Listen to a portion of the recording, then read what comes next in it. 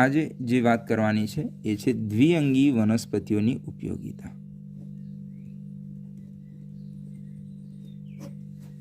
દ્વિઅંગી વનસ્પતિઓની ઉપયોગિતાની જો વાત કરીએ તો દ્વિઅંગી વનસ્પતિઓ એની ઉપયોગિતા એ બહુ વધારે બહોળી નથી, પરંતુ થોડા ઘણા અંશે આપણને ક્યાંક ક્યાંક ઉપયોગી છે। જેમ દ્વિઅંગી વનસ્પતિઓ એ દરિયાની અંદર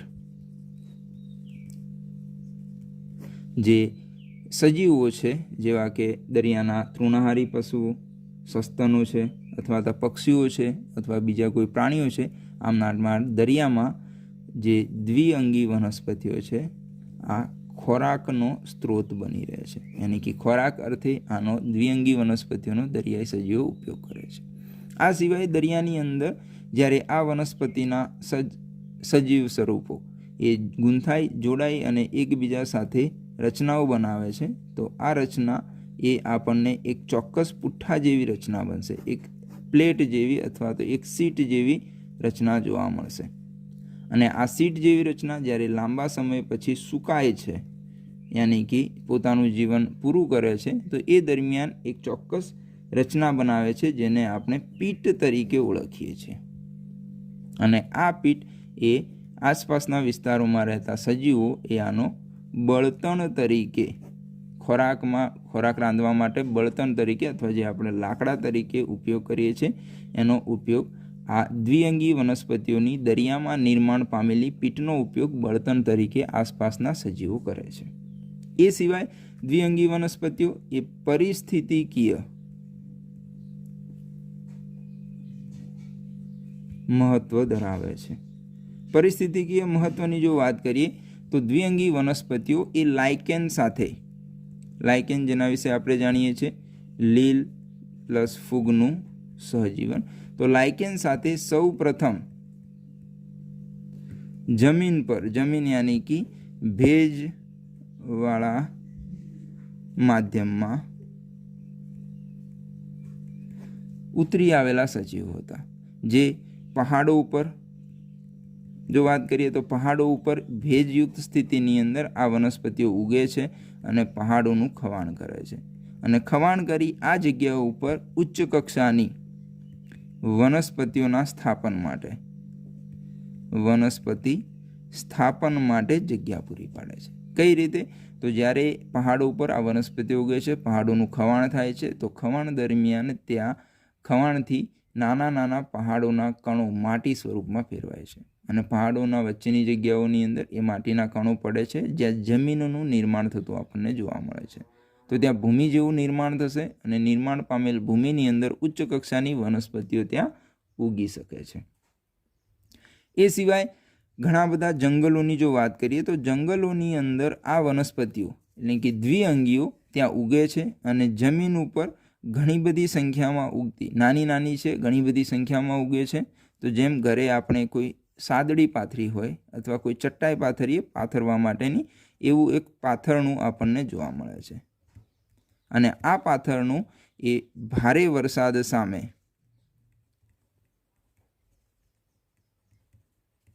જમીનનું ધોવાણ થતું અટકાવે છે। યાની કે દ્વિઅંગીઓ જંગલોમાં જે શંકુદ્રુમ જંગલો છે ત્યાં પાથરણા સ્વરૂપે, જેમ કોઈ વસ્તુને સાચવવી હોય, બચાવવી હોય, તો પાથરણા સ્વરૂપે ભારે વરસાદની સામે જે જમીનનું ધોવાણ થઈ રહ્યું હોય છે એને અટકાવે છે। તો આપણને આ પ્રકારે અલગ અલગ જગ્યાએ દ્વિઅંગીઓની વિશેષતાઓ જોવા મળશે, જેને ફરીથી એકવાર જોઈએ તો દરિયાની અંદર જે સજીવો છે, દરિયાઈ સજીવો એ દ્વિઅંગીઓનો ખોરાક તરીકે ઉપયોગ કરે છે। આ એની પહેલી ઉપયોગિતા છે। બીજી ઉપયોગિતા પીટ તરીકેની તમે યાદ રાખી શકો છો કે દરિયાની અંદર જે સંપૂર્ણ એક પાથરણા જેવું એક સંપૂર્ણ સ્તર જેવી રચનાની સંખ્યામાં, ઘણી બધી સંખ્યામાં વનસ્પતિઓ એક સાથે ભેગી થતી હોય છે, તો એ જગ્યાએ ત્યાં એક સીટ જેવી રચના બને છે જેને પીટ તરીકે ઓળખવામાં આવે છે, અને આસપાસના વિસ્તારોમાં એ બળતણ માટેનો સ્ત્રોત છે, ઉર્જા માટેનો સ્ત્રોત છે। એ સિવાય એનું ત્રીજું મહત્વ કહીએ તો પરિસ્થિતિકીય મહત્વની વાત કરીએ તો જે મોટા પહાડોની અંદર નવા જીવનની શરૂઆતમાં આપણને મદદ કરે છે, નવા સજીવોના નિર્માણ અથવા એમને ત્યાં ઉગવા માટેનું સ્થાન પૂરું પાડવાની અંદર મદદ કરે છે। અને ચોથાની અંદર કહીએ તો વરસાદ સામે જમીનનું ધોવાણ થતું બચાવવા માટે યાની કે જમીનના સાચવવા માટે આપણને ઉપયોગી થાય છે.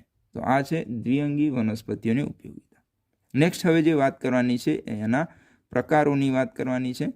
તો અહીંયા દ્વિઅંગીઓના સજીવ સુકાઈના આધારે આના પ્રકાર પાડવામાં આવે છે. જે પહેલો પ્રકાર છે એને કહેવામાં આવે છે લીવરવર્ટ, જેનો પ્રકાર એનું જે સુકાઈ છે એ આપણને પૃષ્ઠ વક્ષીય સુકાઈ જોવા મળે છે.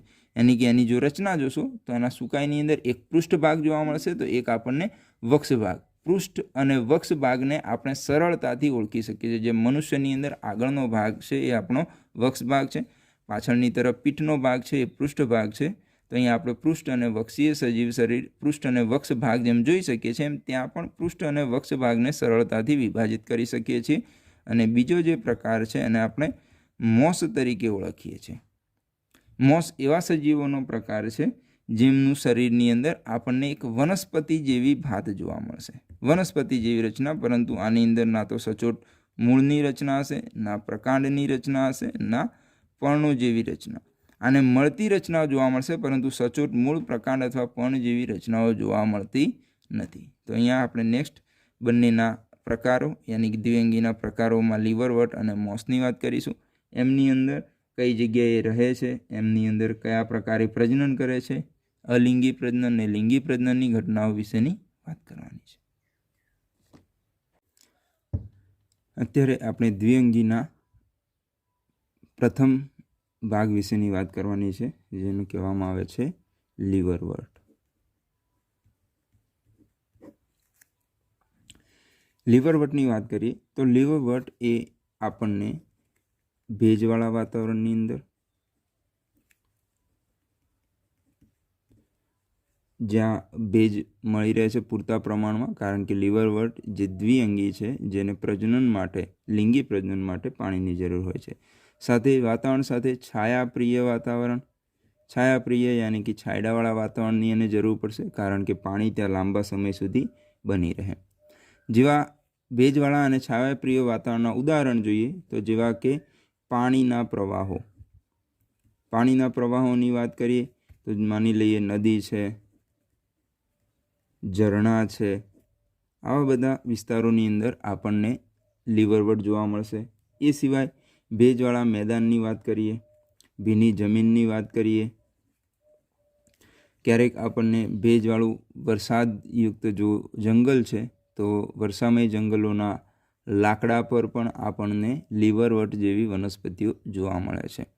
आ लीवरवर्ट वनस्पति केवी जोवा मळशे तो लीवरवर्टनो जे रचना छे, जे एमनी दैहिक सुकाईनी रचना छे, आमनुं सुकाई ए आपणने पृष्ठ वक्षीय सुकाई जोवा मळशे. अने पृष्ठ वक्षीय सुकाईनी अंदर आपणे जाणीए छीए के एनी एक पृष्ठ बाजू हशे ने एक वक्ष बाजू छे, जे स्पेसिफिकली आपणने जोवा मळशे. तो आमनुं पृष्ठ वक्षीय सुकाई जोवा मळशे. अने जे ज्यां आधार मेळवेल हशे, आधार सपाटी साथे ચોટેલું હોય છે, यानी कि જ્યાં આધાર મેળવેલો હોય છે, જ્યાં એ ઉગે છે એની સપાટી સાથે પૃષ્ઠવક્ષીય સુકાઈ ચોટેલી રચના આપણને જોવા મળશે. આ રચનાની અંદર આપણને ચોક્કસ પ્રકારના પ્રપર્ણોની રચના જોવા મળશે, यानी कि જે ખોટા પર્ણ કહી શકીએ એના ખોટા પર્ણોની રચના. પર્ણો જેવો આપણને આભાસ થતો જોવા મળશે. આની રચનાની અંદર આપણે મૂલાંગો જોઈ શકીએ છીએ, यानी कि मूळ जेवा अंगो जोवा मळे छे. अने साथे आधार आपतो प्रकांडमय भाग जोवा मळशे, जे सचोट प्रकांड नथी परंतु प्रकांडमय होय एवो आपणने आभास थशे. तो लीवरवर्ट ए आपणने अलग अलग स्थानों पर जोवा मळे छे. हवे आ लीवरवर्टना जो प्रजनननी वात करीए कि कई रीते लीवरवर्ट प्रजनन करे छे, तो सौप्रथम लीवरवर्टनी अंदर अलिंगी प्रजनन कई रीते जोवा मळे छे. तो लीवरवर्टनी अंदर अलिंगी प्रजनन आपणने अवखंडन द्वारा जोवा मळे छे, जेना विषे आपणे पहेला पण चर्चा करी गया छीए के कोई सजीव देहनो भाग तूटीने पड़ी जाय छे अथवा अलग थाय छे पितृ सजीवथी, तो ए अलग थया पछी नवा सजीव तरीके विकास पामे छे, जेने कहेवामां आवे छे अवखंडन. साथे साथे अवखंडन साथे आनी अंदर आपणने कलिका सर्जन द्वारा पण अलिंगी प्रजनन जोवा मळे छे. અને લીવરવર્ટમાં કલિકા સર્જન દ્વારા જે અલિંગી પ્રજનન જોવા મળે છે, જેને કહેવામાં આવે છે કુડ મલીઓની રચના. જે કુડમલીઓની રચના છે, કુડમલી પ્યાલાઓ દ્વારા થતી રચના છે. આ કુડમલી અને કુડમલી પ્યાલાઓ દ્વારા થતી રચનાના આધારે આપણને કલિકા સર્જનની મદદથી અલિંગી પ્રજનન જોવા મળે છે. જે કુડમલી પ્યાલાઓ નિર્માણ પામે છે, કુડમલીઓ એ બહુકોષીય રચનાઓ હોય છે, બરાબર, જે લીલી રંગની અલિંગી કલિકાઓ કહી શકીએ. આ બહુકોષીય અને અલિંગી કલિકાઓ કેવી જોવા મળે છે? તો જો આપણે આનું એક ઉદાહરણ જોઈએ દ્વિઅંગીનું, ઉદાહરણ તરીકે માર્કેન્સિયા.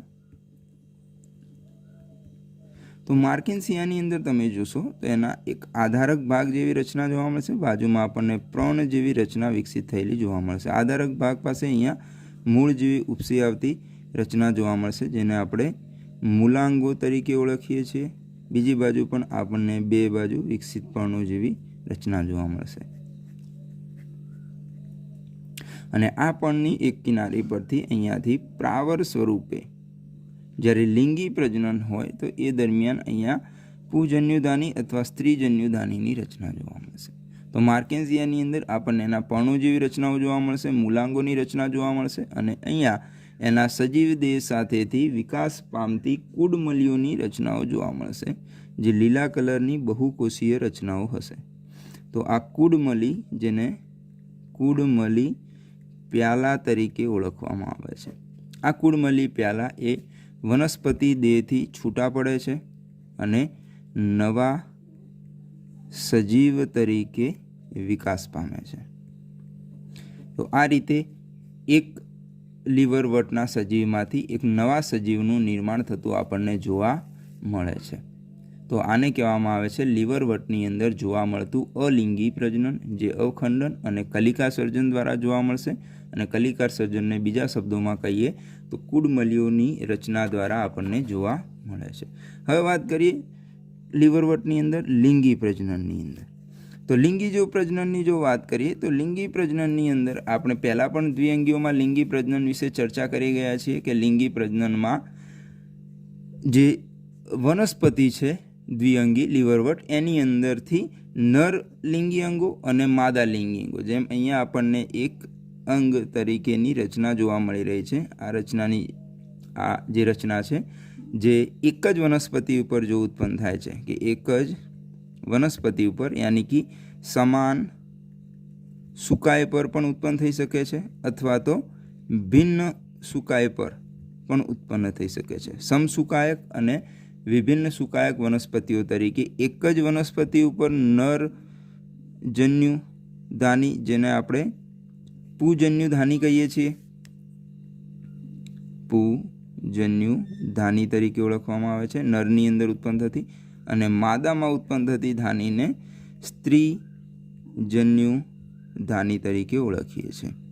તો નરજન્યુધાની અને સ્ત્રીજન્યુધાનીની અંદર, એટલે કે પુજન્યુધાની અને સ્ત્રીજન્યુધાનીની અંદર ક્રમશઃ સમવિભાજનની ઘટના દ્વારા, યાની કે આપણને પુજન્યુધાની અને સ્ત્રીજન્યુધાની બંનેમાં સમવિભાજનની ઘટના દ્વારા n પ્રકારના એકકીય બીજાણુઓનું નિર્માણ થતું જોવા મળશે. સ્ત્રીજન્યુધાનીમાં પણ એકકીય બીજાણુઓનું નિર્માણ થશે. અને શા માટે સમવિભાજનની પ્રક્રિયા થાય છે?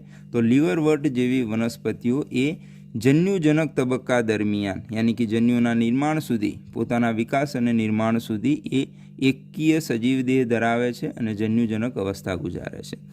તો અહીંયાથી જ્યારે જન્યુઓ નિર્માણ પામે છે પછી આ જન્યુનું ફલન થતું જોવા મળશે, અને ફલન દ્વારા એકકીય જન્યુ જોડાઈ અને 2n પ્રકારની રચના વિકાસ છે. અને આ 2n રચના જે વિકાસ પામે છે ત્યાંથી લઈ અને આપણને લીવરવટની અંદર બીજાણુજનક તબક્કાની શરૂઆત જોવા મળશે, જેથી 2n પ્રકારના ફલિતાંડ, જેને કહીશું ફલિતાંડની રચના, આ ફલિતાંડની રચનામાંથી પ્રાવરદંડ, પ્રાવર અને પાદ જેવી રચનાઓ જોવા મળશે, જે આપણને ચોક્કસ પ્રકારના બીજાણુઓના નિર્માણની અંદર મદદ કરશે. તો અહીંયા પ્રાવરદંડ, પાદ અને પ્રાવરની મદદથી બીજાણુજનક તબક્કો વિકાસ પામશે, જેની અંદર પ્રાવરમાં અર્ધીકરણની પ્રક્રિયા થઈ, અર્ધીકરણ દ્વારા n પ્રકારના એકકીય બીજાણુનું નિર્માણ થશે. અને આ બીજાણુ ત્યાંથી મુક્ત થઈ સ્વતંત્ર લીવરવટના સજીવ તરીકે વિકાસ પામશે આગળ જઈને. તો આ રીતે લીવરવટની અંદર લિંગી પ્રજનન જોવા મળે છે, જેમાં એના બીજાણુના બીજી જગ્યાએ જઈ અને ઉગવાથી લઈ અંકુરણ થઈ અને જન્યુના નિર્માણ સુધીના તબક્કાને જન્યુજનક તબક્કો કહેવામાં આવશે. અને ફલન પછી પાદ, પ્રાવારદંડ અને પ્રાવરના નિર્માણ થઈ બીજાણુઓના નિર્માણ સુધીના તબક્કાને બીજાણુજનક કહેવામાં આવશે. અહીંયા લીવરવટમાં જન્યુજનક તબક્કો એ પ્રમુખ છે અને મુક્તજીવી છે, જ્યારે બીજાણુજનક તબક્કો એ દ્વિતીયક તબક્કો છે, અલ્પજીવી છે અને જન્યુજનક પર આધારિત તબક્કો છે. દ્વિઅંગીનો બીજો પ્રકાર છે મોસ. મોસની અંદર જે રચના છે, અથવા જો મોસની વાત કરીએ તો મોસ એ પણ લીવરવટની જેમ, દ્વિઅંગીઓની જેમ ભેજવાળા વાતાવરણની અંદર પાણીના કિનારા ઉપર અથવા તો લાકડા ઉપર ઉગે છે. પરંતુ આની અંદર એમાં તફાવત એમની સુકાઈ રચનાની અંદર હોય છે. મોસનો જે વિકાસ છે એ એમાં પણ જે એમનો જન્યુજનક તબક્કો છે, આ જન્યુજનક તબક્કો જ અહીંયા પ્રભાવી તબક્કો છે, પ્રમુખ તબક્કો છે, પ્રથમ તબક્કો છે. પરંતુ આમના જન્યુજનક તબક્કામાં બે ભિન્ન રચનાઓ જોવા મળે છે, જેમનો વિકાસ જન્યુજનક દરમિયાન પ્રથમ અવસ્થામાં જોવા મળશે. અને પ્રથમ અવસ્થા દરમિયાન એટલે કે સૌ પ્રથમ આમની અંદર પ્રતંતુનું નિર્માણ થશે. મતલબ પ્રતંતુ યાની કે માની લઈએ કે કોઈ એક બીજાણુ સર્જન દ્વારા કોઈ એક બીજાણુ મુક્ત થયેલું છે જે એન પ્રકારની રચના ધરાવે છે. તો આ બીજાણુમાંથી મોસ ઉત્પન્ન થાય એટલે કે દ્વિઅંગી વનસ્પતિ ઉત્પન્ન થાય, તો એ દરમિયાન સૌ પ્રથમ બીજાણુમાંથી સમાંતર રીતે રચનાઓ વિકસિત પામે છે, જે લાંબી હોય છે, શાખિત હોય છે, ઘણીવાર તંતુમય પણ હોય છે. તો આ જે રચનાઓ વિકાસ પામશે પહેલી વખત, આ રચનાઓને કહેવામાં આવે છે એની પ્રાથમિક અવસ્થા અથવા પ્રતંતુમય અવસ્થા. આ પ્રતંતુમય અવસ્થા પછી આમની દ્વિતીય અવસ્થાનું નિર્માણ થાય છે અને દ્વિતીય અવસ્થાને આપણે પર્ણમય અવસ્થા તરીકે ઓળખીએ છીએ. પર્ણમય અવસ્થા. આ અવસ્થા દરમિયાન પર્ણો જેવી રચનાઓનો વિકાસ થાય છે, યાની કે જે આ પ્રથમ પ્રતંતુની રચના હતી એમાંથી ઉત્પન્ન થયેલી પર્ણમય રચનાઓ, યાની કે જે દ્વિતીયક પ્રતંતુ, યાની કે પર્ણમય અવસ્થા દરમિયાન પહેલાં અહીંયા દ્વિતીયક પ્રતંતુનું નિર્માણ થશે, યાની કે આમને આપણે કહીશું દ્વિતીયક પ્રતંતુ. અને આ દ્વિતીયક પ્રતંતુ પર પર્ણુમય, કુંતલાકાર રીતે પર્ણુમય ગોઠવાયેલી રચનાઓ આપણને જોવા મળશે. તો આ પ્રકારે જે મોસ વનસ્પતિ છે એમની અંદર બે અવસ્થાઓ દ્વારા સુકાઈની રચના થશે. બે અવસ્થાઓ દરમિયાન જન્યુજનક અવસ્થાઓ જોવા મળશે, એટલે કે જન્યુજનક તબક્કો પસાર થશે, જેમાં પ્રથમમાં પ્રતંતુ નિર્માણ પામશે અને દ્વિતીયની અંદર પર્ણમય અવસ્થા જોવા મળશે. સાથે સાથે આની અંદર નીચેના ભાગે મૂલાંગો જેવી રચનાઓ જોવા મળશે. તો સ્પષ્ટ જેમ આપણે કાલે એક ઉદાહરણની વાત કરી હતી કે એની અંદર ફ્યુનારિયાની અંદર આપણને આ પ્રકારની રચનાઓ જોવા મળતી હતી. તો આ રીતે જે મોસ છે એ જન્યુજનક અવસ્થા ગુજારે છે. હવે જન્યુજનક અવસ્થા પછી આમની અંદર પ્રજનનની જો વાત કરીએ તો સૌપ્રથમ અલિંગી પ્રજનન. તો દ્વિઅંગીઓની ખાસિયત પ્રમાણે અલિંગી પ્રજનન આમની અંદર અવખંડન દ્વારા અને કલિકા સર્જન દ્વારા જોવા મળે છે. હવે જો આમની અંદર લિંગી પ્રજનનની વાત કરીએ તો લિંગી પ્રજનનની અંદર જે આ વનસ્પતિ દેહ અહીંયા નિર્માણ પામે છે, આમના ટોચના ભાગે યાની કે જે દ્વિતીયક સુકાઈ નિર્માણ પામ્યા છે, દ્વિતીયક સુકાઈના ટોચના ભાગે જન્યુધાનીનું નિર્માણ થશે.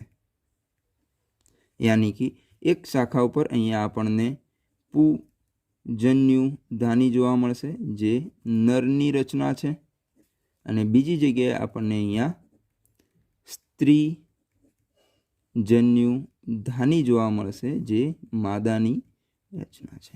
એટલે કે બેમાંથી કોઈ એક શાખા નર શાખા હશે અને બીજી જે શાખા છે માદા શાખા હશે, જેના ટોચના ભાગે પુજન્યુધાની અને માદા શાખાના ટોચના ભાગે સ્ત્રી જન્યુધાનીની રચના થશે.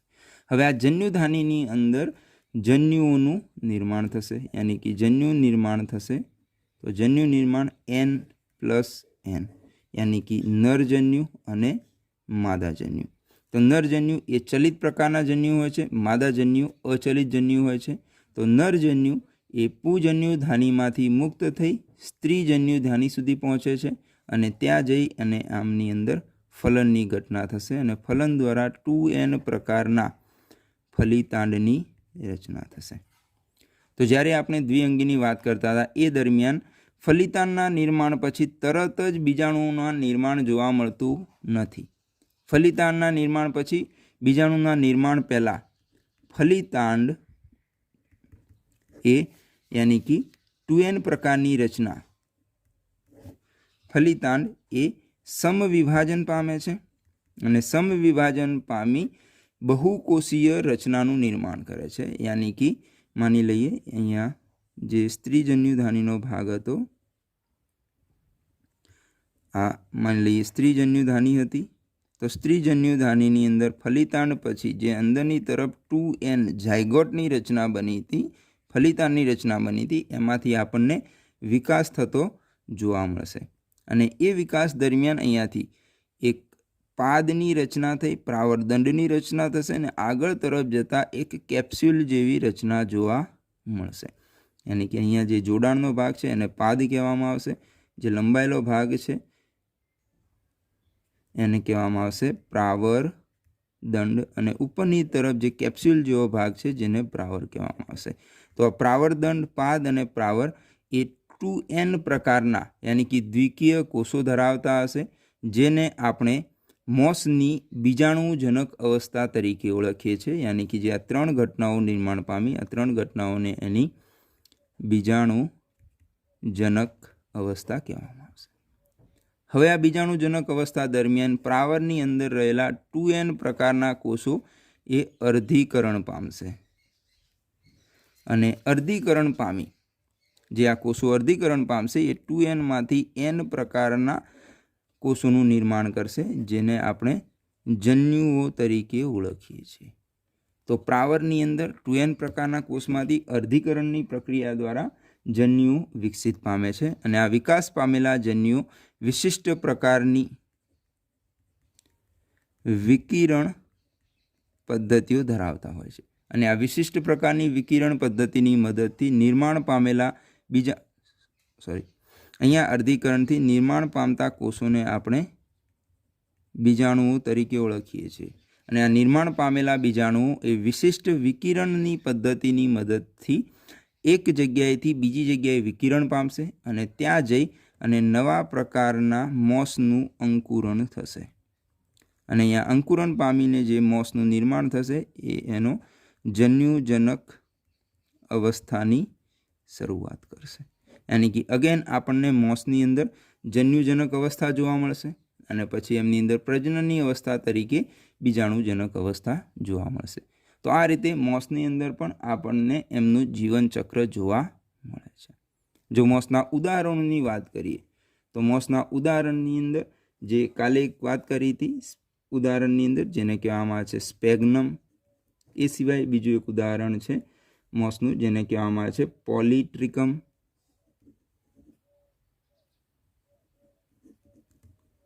અને એક અન્ય ઉદાહરણ પણ આપણને આપેલું છે જેને કહેવામાં આવે છે ફ્યુનારિયા.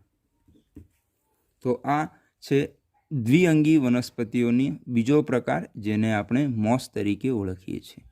તો અહીંયા જો આપણે બંને પ્રકારો વિશે વાત કરી, પ્રથમ લીવરવર્ટ અને દ્વિતીય મોસ વિશેની, બંનેમાં એમની સુકાઈ રચનાઓમાં થોડીક આપણને ભિન્નતાઓ જોવા મળે છે. એ સિવાય બંનેમાં અલિંગી પ્રજનન, અવખંડન, કલિકા સર્જન, જેમાં લીવરવર્ટમાં કલિકા સર્જનની રચનાને કુડમલી પ્યાલા તરીકે ઓળખીએ છીએ અને એ પછી લિંગી પ્રજનન, એમાં બંનેમાં સમાનતા જોવા મળશે. બંનેની અંદર બીજાણુજનક તરીકે પાદ, પ્રાવરદંડ અને પ્રાવરની રચનાઓ જોવા મળશે અને પ્રાવરની અંદર બંનેમાં અર્ધીકરણની મદદથી બીજાણુઓનું નિર્માણ થશે અને આ બીજાણુઓ વિકિરણ પામી નવા જન્યુજનકની શરૂઆત કરશે જે એકકીય અને મુક્તજીવી અવસ્થા